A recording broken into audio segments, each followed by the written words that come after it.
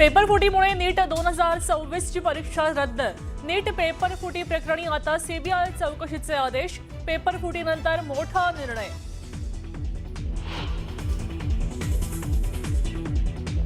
जामिनासाठी धावाधाव करणाऱ्या कल्पना खरातला मोठा धक्का। औरंगाबाद खंडपीठाने जामीन अर्जावरची सुनावणी पुढे ढकलली।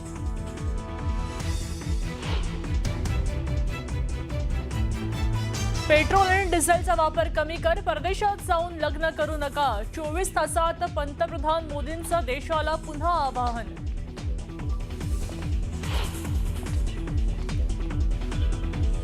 मोदींनी 2 दिवसांपूर्वी केलेल्या घोषणेच्या मुद्द्यावरून शरद पवारांचं पंतप्रधान मोदींना पत्र।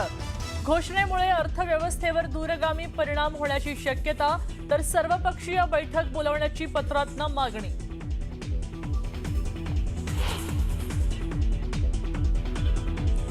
काटकसरीच्या आवाहनानंतर राज ठाकरेंचं पंतप्रधान नरेंद्र मोदींनाही पत्र। चुका तुमच्या आणि त्यांचा भुर्दंड जनतेला का, राज ठाकरेंचा सवाल। तर पहिले स्वतःचे परदेश दौरे थांबवावे, मग लोकांना आवाहन करा, ठाकरेंचा सल्ला। काटकसरीची सुरुवात स्वतःपासून करा, ते स्वतः उधळपट्टी करतात, मग जनतेला कसला उपदेश करता। पंतप्रधान मोदींच्या आवाहनावरनं बाळासाहेब थोरात यांची मोदींवर जोरदार टीका।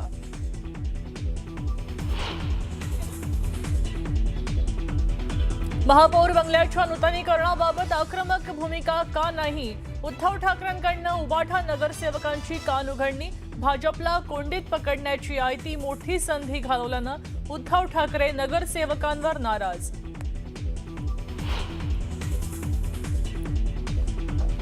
राष्ट्रवादीची राष्ट्रीय कार्यकारिणी जाहीर। प्रफुल्ल पटेल, सुनील तटकरे, छगन भुजबळ, हसन मुश्रीफ, दिलीप वळसे पाटील यांची नावं वगळल्यानं चर्चांना उधाण।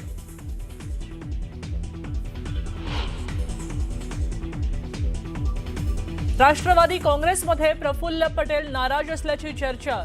सुनेत्रा पवारांकडून दुसऱ्यांदा पत्र पाठवताना मुद्दाम डावलल्याची चर्चा।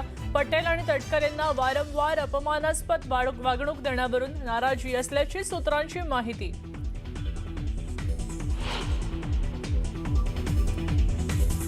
राज्य महिला आयोगाच्या माजी अध्यक्षा रुपाली चाकणकरांना ईडीचे समन्स। सूत्रांची माहिती, पदाचा गैरवापर करून काही आर्थिक व्यवहार झाले का याचा तपास करणार।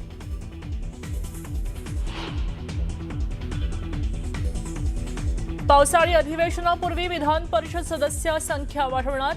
विधान परिषदेच्या 17 जागांसाठी लवकरच निवडणूक। 17 जागांसंदर्भात पुढच्या आठवड्यात निवडणूक जाहीर होण्याची शक्यता।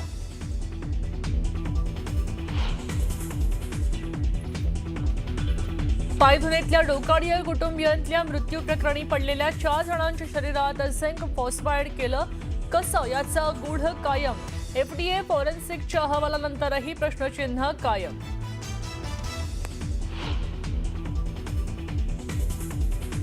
एमआयएम नगरसेवक मतीन पटेलला दिलेल्या नोटीसची मुदत आज संपणार। खुलासा सादर न केल्यास उद्या घर आणि कार्यालयावर बुलडोझर चालणार।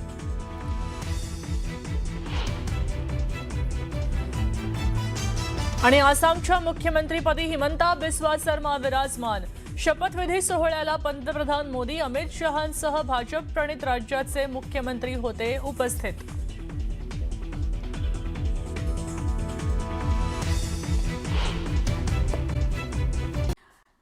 एक महत्त्वाची बातमी आपण बघतोय, नीट संदर्भातली ही बातमी आहे। नीट 2026 ची परीक्षा रद्द झालेली आहे।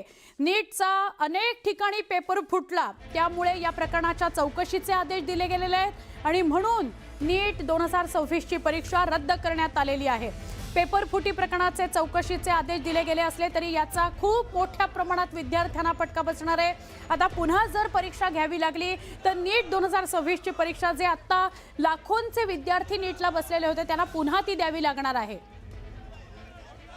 विद्यार्थ्यांचं या संदर्भात आंदोलन सुरू आहे। ही दृश्य आपण विद्यार्थ्यांच्या आंदोलनाची बघतो आहोत। नीट पेपर फुटी प्रकरणाची सीबीआय मार्फत चौकशी होणार आहे अशी माहिती मिळते, पण दुसरीकडे विद्यार्थी संतापलेले आहेत। विद्यार्थ्यांनी आंदोलन पुकारलेलं आहे। आधीच 12वीच्या परीक्षेचा ताण त्यानंतर सीईटी आणि नीटचा अभ्यास करावा लागतो, त्या परीक्षा देताना त्याचा अधिक ताण असतो आणि अशा वेळेला नीटचा पेपर फुटलेला आहे अनेक ठिकाणी. म्हणजे साधारणपणे 200-300 केंद्रांवर नीटचा पेपर फुटला आणि त्यामुळे नीटची परीक्षा रद्द करण्यात आलेली आहे. CBI चौकशीचे आदेश देण्यात आलेले आहेत नीटच्या पेपर फुटी प्रकरणाचे. पण आता नीटची परीक्षा पुन्हा होणार का नीटची परीक्षा संदर्भात परत काय निर्णय होतो हे बघणं फार फार महत्त्वाचं असणार आहे. विद्यार्थ्यांचं आंदोलन सुरू आहे, त्याची दृश्य आपण बघतोय. विद्यार्थ्यांनी या नीट पेपर फुटी प्रकरणात आणि नीटचा पेपर रद्द केला त्या प्रकरणामध्ये आंदोलन सुरू केलेलं आहे. बॅरिगेड्सवर सगळे विद्यार्थी चढलेले आपल्याला दिसत आहेत. प्रशासनाला जाब विचारला जातो या पेपर फुटी प्रकरणामध्ये. काही संघटना सुद्धा यामध्ये NSUI आपल्याला दिसते. NSUIचे विद्यार्थी सुद्धा या आंदोलनामध्ये सहभागी झालेले आहेत. काँग्रेस पण आक्रमक झालेली आहे आणि प्रश्न विचारले जात आहेत या पेपर फुटी प्रकरणाबाबत. CBI चौकशीचे आदेश दिले गेलेले आहेत, मात्र खूप मोठं आंदोलन या प्रकरणामध्ये उभं राहत आहे. काँग्रेसनं याचा निषेध केलेला आहे या पेपर फुटी प्रकरणाचा आणि नीटची परीक्षा रद्द करण्यासंदर्भात सुद्धा NSUIने आपली भूमिका स्पष्ट केलेली आहे. NSUIचे आणि काँग्रेसचे कार्यकर्ते आंदोलन करताना आपल्याला दिसत आहेत. खूप मोठ्या प्रमाणात विद्यार्थी दशेतले आंदोलन आपल्याला बघायला मिळत आहे. आपल्याबरोबर आहेत खासदार सुप्रियाताई सुळे, त्यांच्याशी बोलूया. सुप्रियाताई, नीटची परीक्षा रद्द करावी लागली आहे पेपर फुटी प्रकरणामुळे, तुमची पहिली प्रतिक्रिया?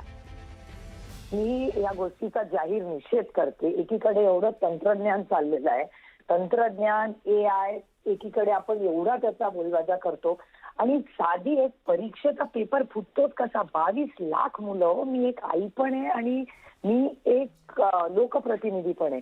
दोन्ही पद्धतीने विचार करा तुम्ही की किती कष्ट करून मुलं, आई वडील, एखाद्या घरात जिथे शिक्षणाचं महत्व आहे तिथे तुम्ही जाऊन बघा. एखादी परीक्षा आली तर किती नर्वस असते. कॉम्पिटिशन एवढी वाढलेली आहे, त्याच्यात मुलं एवढं कष्ट करून आई वडील, मुलं, घरातले कुटुंब करतात आणि पेपर रद्द होता असा 22 लाख मुलांचा. असं होतच कसं? सरकारने याची जबाबदारी घेतली पाहिजे आणि तातडीने या गोष्टी होणार नाही तिथून पुढे ह्याची खबरदारी घेतली पाहिजे. हो ना. आणि ताई, फक्त 1-2 केंद्रांवर नाही, साधारणपणे 150हून अधिक केंद्रांवर पेपर फुटलाय, म्हणजे काय बोलायचं? पेपर फुटलाच कसा? करताय काय यंत्रणा? एकीकडे तुम्ही एवढं इन्फ्रास्ट्रक्चर, जाहिरातबाजी एवढे सगळे सरकार करत असतं, पण जर मूलभूत सुविधा आमच्या मुलांना शिक्षणाच्या आणि मेरिटवर चालले, त्याला जर आम्हाला न्याय मिळत नसेल तर सामान्य माणसांनी जगायचं कसं या देशात? एकीकडे प्रधानमंत्री म्हणतात काटकसर करा, दुसरीकडे म्हणतात सोनं घेऊ नका, तिसरीकडे त्यांचे मोठे मोठे शपथविधी चाललेत. मग काय त्यांच्यासाठी नियम, सत्ताधाऱ्यांसाठी नियम वेगळे आणि आमच्या सर्वसामान्य मायबाप जनतेसाठी नियम वेगळे या देशात. सुप्रियाताई, अजून एक विषय, सध्याची परिस्थिती जर आपण बघितली, 12वीच्या पेपरांचं जे एवढं टेन्शन नसतं तेवढं CET आणि नीटच्या परीक्षांचं टेन्शन असतं आणि त्याच्यासाठीच खरं तर वर्षभर मुलं तयारी करतात आणि तीच परीक्षा आता रद्द झाली आहे, तर मुलांवर याचा, त्यांच्या मानसिकतेवर याचा परिणाम होऊ शकतो? अर्थातच. मी आई म्हणून माझ्या मुलांच्या म्हणजे पहिलीपासून परीक्षा, मग बोर्डाची परीक्षा, मग ग्रॅज्युएशन, पोस्ट ग्रॅज्युएशन, खूप म्हणजे मुलं आजकाल प्रेशर पण वाढलंय. कदाचित आम्ही आई वडीलही नवीन पिढीचे जरा आम्ही वेगळ्या पद्धतीने आधीच्या पिढीपेक्षा विचार करतो, त्याच्यामुळे मुलांना तेही प्रेशर असतं. पण तुम्ही विचार करा ना, तुम्ही त्या मुलाच्या मुलीच्या जागेवर जाऊन उभे राहा ना. एवढे कष्ट करून वर्षभर अभ्यास करून आपण परीक्षेला जातो आणि पेपर रद्द होतो आणि आपली कुठली चूक नसताना हा कुठला न्याय? आणि माझा पुन्हा तोच प्रश्न आहे की एवढं आर्टिफिशियल इंटेलिजन्स, एवढी सगळी यंत्रणा असताना पेपर फुटला कसा? एका बाजूला सुप्रियाताई, पेपर रद्द करण्यासंदर्भातली बातमी आली आहे की नीटच्या पेपर फुटी प्रकरणामुळे ही परीक्षा रद्द, पण दुसरीकडे पुन्हा ही परीक्षा होणार का, जर झाली तर कधी होणार, या संदर्भात काहीही अजून निर्णय आलेला नाही. हे सुद्धा एक दिरंगाईचाच भाग आहे. नाही, दिरंगाई काय हो? हे म्हणजे ही यंत्रणा, सिस्टम ते इतके दुसऱ्या कामांमध्ये इतके मशगूल आहेत. सरकारने त्याची यंत्रणा, एवढी मोठी न्यू एज्युकेशन पॉलिसी केली, काय पदरात पडलं मुलांच्या? कुठेही मोठी क्रांती झाली आहे गेल्या 10 वर्षात न्यू एज्युकेशन पॉलिसी आल्यापासून शिक्षणामध्ये. शिक्षण धोरणात काय मोठं घडलंय मला सांगा ना तुम्ही.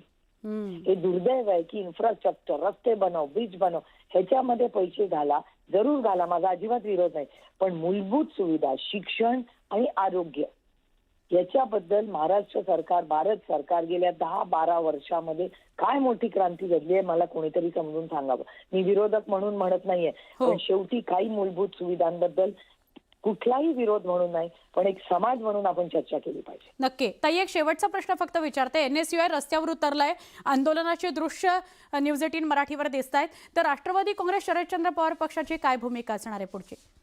आमची पहिली भूमिका आहे की आम्ही या सगळ्या गोष्टीचा जाहीर निषेध करतो.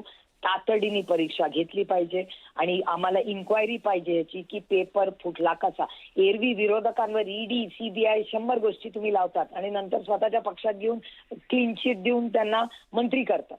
आणि मग अशा वेळेस काय जेव्हा आरोप होतात तेव्हा मग सर्वसामान्य माणसांना एक वेगळा निर्णय आणि तुमच्या सत्तेसाठी वेगळा निर्णय, असा नाही देश चालत. देश संविधानाने चालतो आणि शिक्षण आणि मूलभूत सुविधा आणि आरोग्य ह्याच्याबद्दल भारत सरकार आणि महाराष्ट्र सरकारने गांभीर्य दाखवलंच पाहिजे. नक्की नक्की. सुप्रियाताई, खूप खूप आभार. तुम्ही न्यूज 18 मराठीशी इतक्या वेळ नेमकं काय ते बोललात. खासदार सुप्रिया सुळे आपल्यासोबत होत्या. अजून काही प्रतिक्रिया आपल्यापर्यंत पोहोचतायत, त्याही बघूयात. लड़ी थी 2026 में भी हम लड़ाई लड़ रहे हैं. जब तक नीट के छात्रों को न्याय नहीं मिल जाता, हम पूरी NSUI के कार्यकर्ता अंतिम दम तक इस लड़ाई को लड़ते रहेंगे.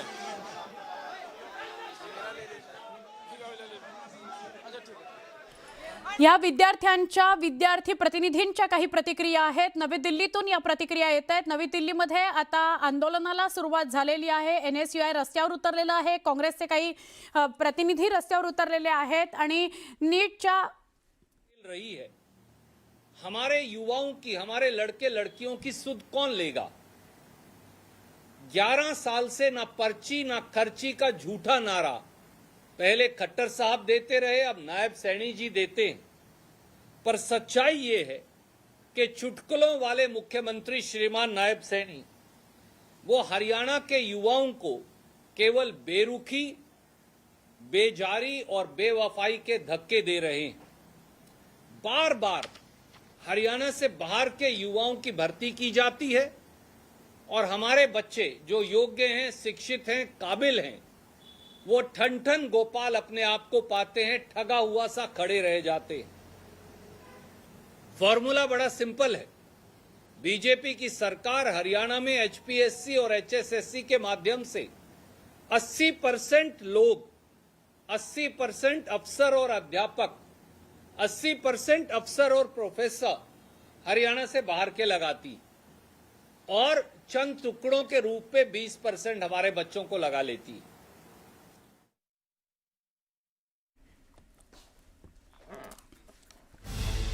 आमदार रोहित पवार यांनी सुद्धा नीट परीक्षेसंदर्भात आपली प्रतिक्रिया दिलेली आहे. नीट परीक्षा रद्द झाली त्याच्या मुद्द्यावर त्यांनी सरकारवर टीका केलेली आहे. 281 प्रश्न असलेल्या गेस्ट पेपरमधील 131 प्रश्न जसेच्या तसे नीटच्या प्रश्नपत्रिकेत येत असतील तर 2024 प्रमाणे यंदा देखील परीक्षेत पैशांचा मोठा खेळ झालेला आहे हे स्पष्टच आहे. गेल्या आठवड्यामध्ये महाराष्ट्रात देखील असाच प्रकार SRPF परीक्षेच्या संदर्भात देखील झालेला होता. ठराविक दलालांच्या पैशाच्या खेळात विद्यार्थ्यांच्या स्वप्नांची मात्र राखरांगोळी केली जाते. त्यांच्या आयुष्याचा खेळ करणं काही योग्य नाही. तपास यंत्रणांनी या प्रकरणाची गंभीर दखल घ्यायला हवी, कठोर कारवाई करायला हवी ही विनंती असं रोहित पवार यांनी Xवर पोस्ट करत म्हटलेलं आहे.